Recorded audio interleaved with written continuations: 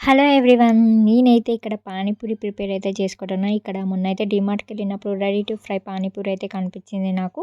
So, ఒక్కసారైతే try చేద్దామని అయితే తీసుకొనొచ్చాం. అయితే ఫస్ట్ టైం ప్రిపేర్ చేసుకోబోతున్నాం. దీనికి కావాల్సిన వాటర్ అండ్ చాట్ అయితే నేను ప్రిపేర్ చేసుకోబోతున్నాను ఇప్పుడు. సో, నాతో పాటు మీరు కూడా చూసేయండి ప్రిపరేషన్ ఎలా ఉందో.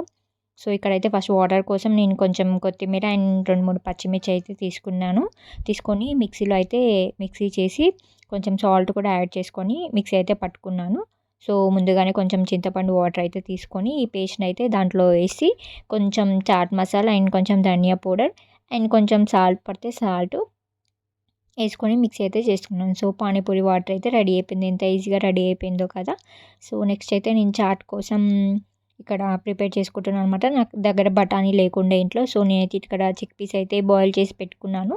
సో, ఇది అలా కొంచెం అలా ఫ్రై లాగా చేసుకున్న కొంచెం టమాటో, ఆనియన్, పచ్చిమిర్చి ఏసుకొని సో, బాయిల్ చేసిన చిక్ పీస్ అని ఇందులో ఏసుకొని కొంచెం మసాలాస్ అయితే ఏసుకొని చాట్ అయితే రెడీ చేసుకుంటున్నాను. అలా సింపుల్‌గా కొంచెం స్టఫింగ్ కోసం బావుంటదని.